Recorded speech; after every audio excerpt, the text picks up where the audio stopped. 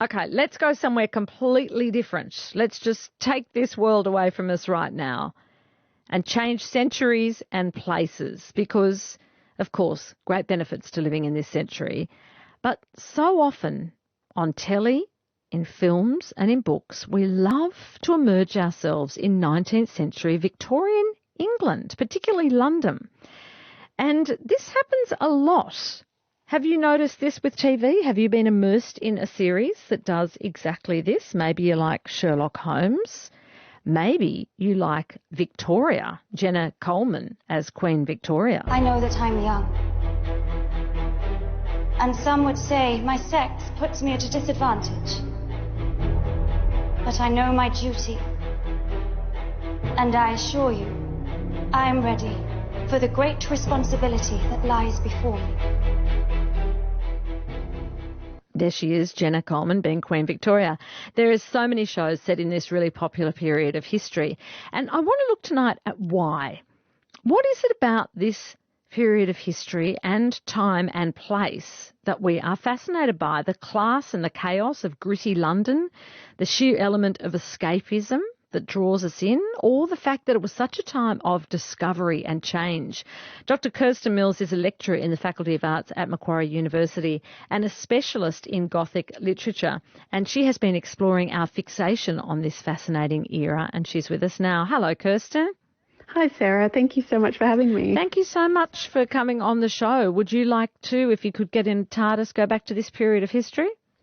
I would. I would love to explore it, but I don't think I would stay for very long. It's very, very different from what we're used to now. Yes, well, no vaccination for anything then, right? Yeah, a fair few cholera outbreaks. So all this pandemic stuff we've got going on is quite familiar. Yeah, definitely.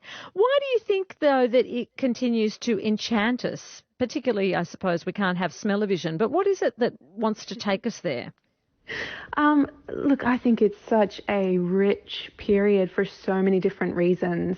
It's a writer's goldmine, really. Any angle you want to explore, you can do it in the 19th century, and particularly the Victorians. It's such a period of immense change.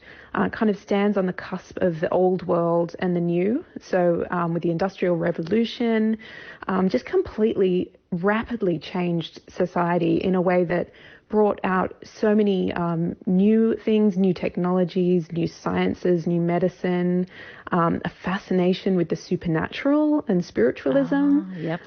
Things like the first telegraph and telephone, railways, transforming how people engage with the countryside around them, and steam power, a massive age of mass immigration to other countries and with other cultures coming into Victorian England as well. So it's just a real melting pot of so much that's really exciting, but also terrifying for the Victorians as well. It's just changing so rapidly. Yeah, well, I suppose in that way there's some things in common, that things were just, it was just such a period of change and development and an opening up of science and possibilities. Exactly, yeah. I think there's a lot of parallels that we can draw with the Victorian period, so it feels quite familiar because it's modern enough that we understand how the world works.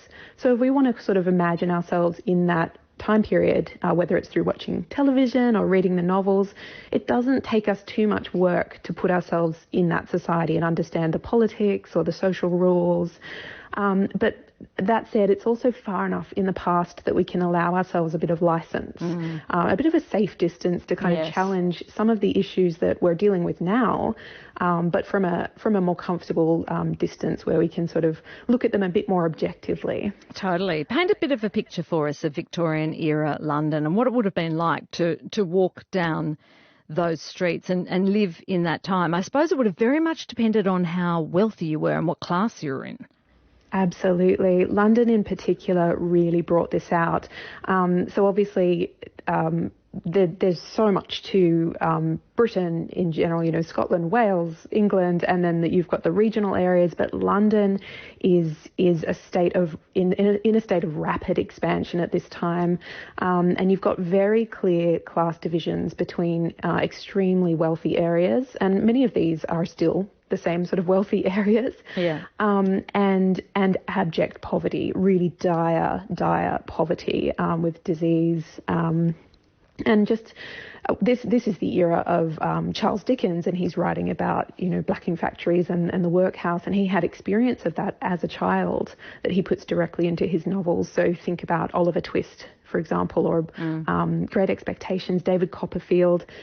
So it's real, and he's really interested as well in exploring this interaction between poverty and people experiencing that end of the class spectrum, and how they interact with wealth. So there's this disparity, I think, just allows some really interesting aspects of humanity to be explored. So what people do in different scenarios, and what how does money change people? Yes. And also great fashion mixed in with that. The top hat, not so much the corsets, but they did look exceptionally good. They did. And they're still popular today. So if you think about the Renaissance fairs, or we love period dramas on television, if you think about Bridgerton, the success of that recently, any Jane Austen adaptation, these are obviously just set in the Regency period just before the Victorian era really kicks in.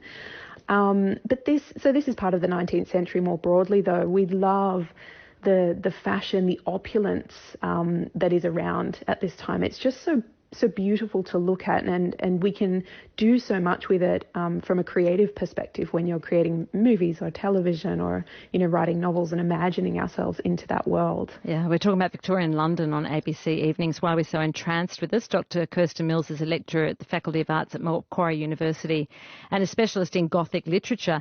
And that's the other thing too, the really Gothic nature of it, a very haunting time.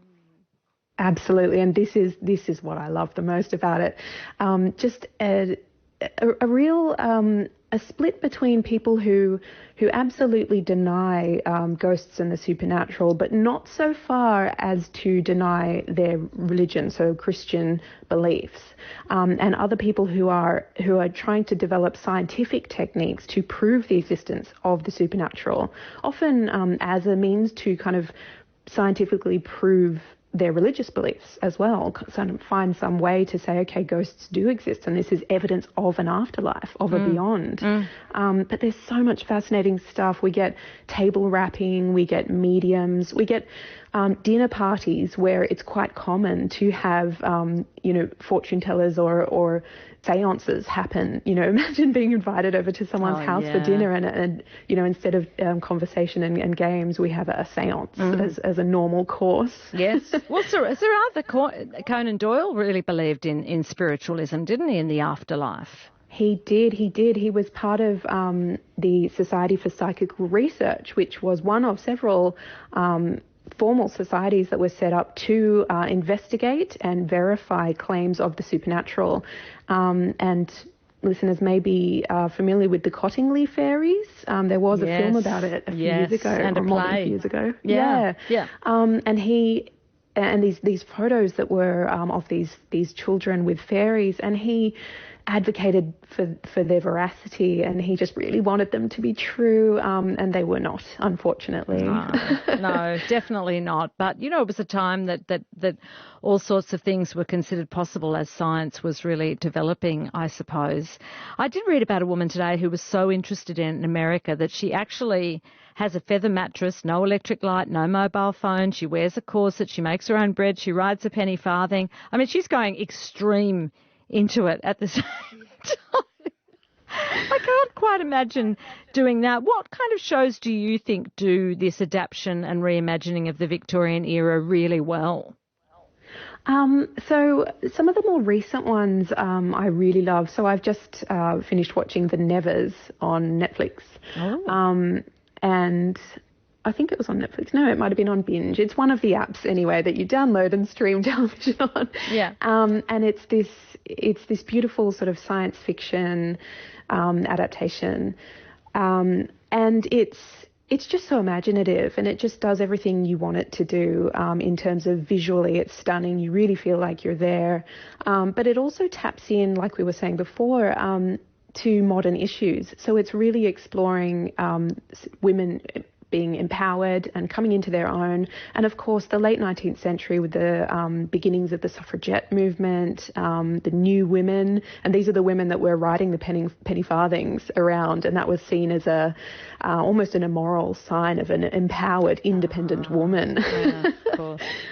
So these shows really lean into that history in order to tease out our modern sensibilities, because we love a heroine now. We love a woman who can get in a fight and come out winning. And the Nevers really does that. So for me, the supernatural science fiction kind of angle is really fun.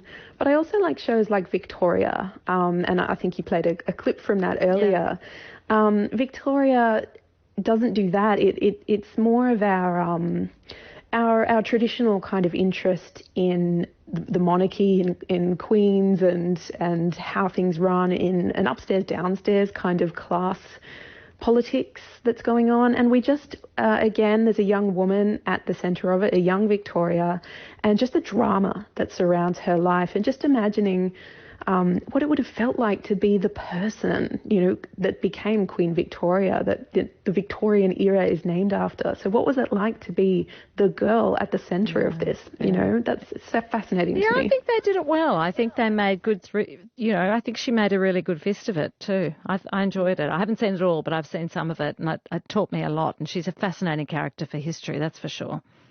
Absolutely, and an incredibly long reign as well, and just as we were saying, a reign that just encompasses so much rapid change. There's so much going on, so it's a really useful sort of focal point for that, I guess, to hone in on the person in some ways at the centre of it, at least politically, if not, in class terms, or, if not in terms of being on the street and living life the way everybody else had to live life in those times. Yeah, no, it's terrific. All right, well, thank you so much for your time tonight. It's really interesting, and you can read more on the Lighthouse. You've written a great article about this. It's fantastic. Thanks so much for your time. My pleasure. Thank you for having me. That's Dr Kirstin Mills. She's a lecturer at the Faculty of Arts at Macquarie University and a specialist in Gothic literature.